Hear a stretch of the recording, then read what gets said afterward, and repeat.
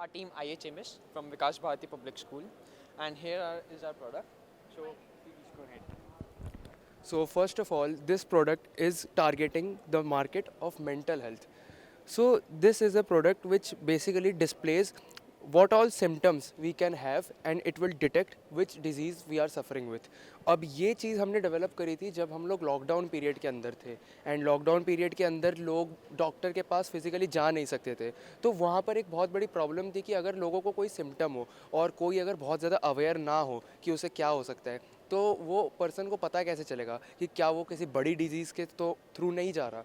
तो for example अगर मैं अपने डिवाइस में पास आऊँ तो इधर एक लिस्ट बनी हुई है जहाँ पर बहुत सारे सिम्टम्स लिखे हुए हैं एंड फॉर एग्ज़ाम्पल मैं शुरू के अगर ये वाले सिम्टम्स चूज़ करूँ, जैसे मुझे अगर हेल्यूसिनेशंस फेस हो रही है, मुझे डिल्यूजन्स फेस हो रही है, मैं स्लो मूवमेंट फेस कर रहा हूँ या फिर मुझे थॉट डिसऑर्डर हो रहा है, अगर मैं यहाँ से रिपोर्ट जनरेट करूँ तो यहाँ पर मेरा डिवाइस मुझे डिटेक्ट करके बताता है कि मुझे स्किज़ोफ्रेनिया का काफ़ी ज़्यादा मैक्सिमम प्रोबेबिलिटी है।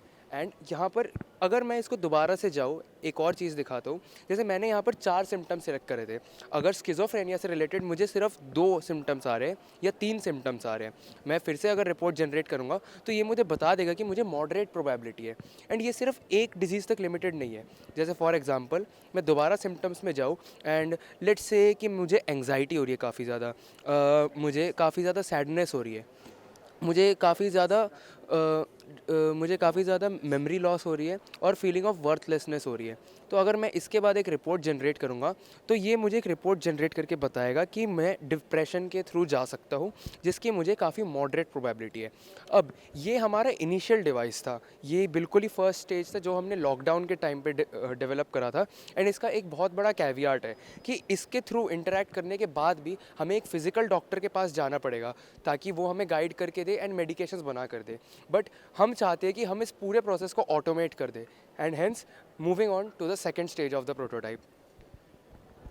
So basically जो हमारा second stage है इसका जो हमें major inspiration मिला, as we all know in the past times we witnessed people who are having heart attacks and who are not even that old. So people of the age of 25, 30 उन सबको out of nowhere heart attacks आ रहे थे.